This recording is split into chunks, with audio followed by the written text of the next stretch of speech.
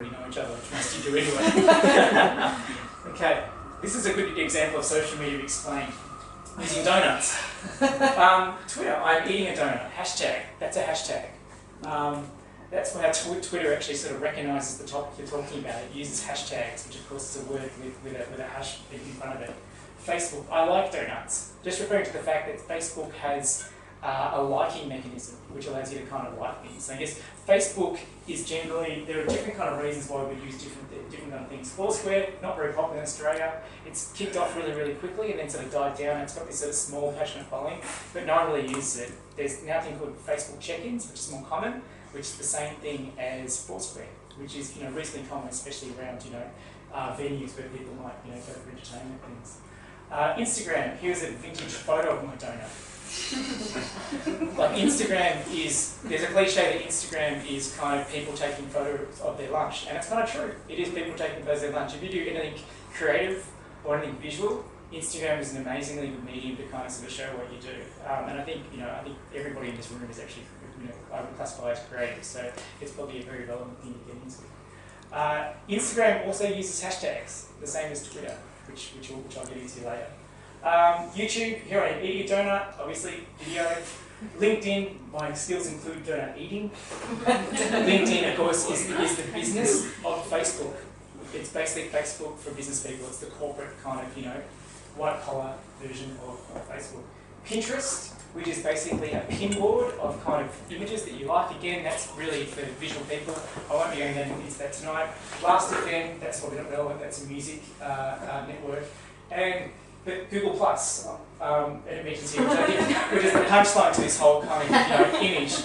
I'm a Google employee who eats donuts. I guess what this also brings about, because again, this is just basically kind of to rib on Google. The fact is that if Google can't get social media right and get people to follow them, it's pretty bloody hard to kind of get it for anyone, which is a really good sort of example. It's not easy to kind of get social media kind of happening. And I'm going to go through a few sort of steps on how you might approach it for your best chance to kind of do it.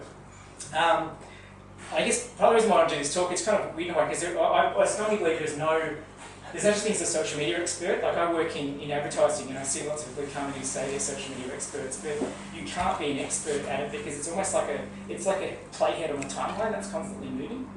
So you can't know something that's actually kind of, you're just in a constant state of flux. All you can really do is kind of probably know a few tools to be able to kind of read what's going on. And hopefully that's what I'm going to show you today. But first, I'm only going to talk about four different social networks, which are the most important ones. And I'm going to explain how they're relevant in different ways. Using the mullet haircut. As you know, the mullet haircut is a business at the front, party at the back. So to understand the difference, like first of all, we all know pretty obvious one, LinkedIn is business.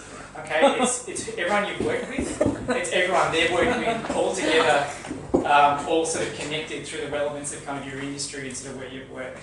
Facebook, on the other hand, is party. Okay, it's your friends and your family. I read someone describing basically Facebook being everyone you know and don't want to hear from, and Twitter being everyone you don't know and do want to hear from. Which is kind of true. Twitter's role is actually people you don't actually know, but usually they're sort of people who have a similar interest to you and you follow them because you like the information they're sharing. It's also a means for you to kind of share either their information or your own information. And again, Twitter somehow exists somewhere between kind of, it's probably a little bit close to business than it is to kind of party, but it's sort of in flux a little bit. Then you've got Instagram, which is visual. And again, that sits somewhere in between kind of Instagram and Facebook. But generally, if you are a creative business, you're going to be kind of drawing a circle around that kind of Facebook and Instagram. It's probably a little bit more relevant to you.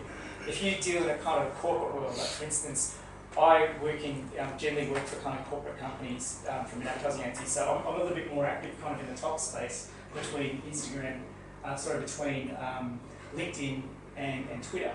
So you are going to find yourself using, but being on all four is still kind of relevant.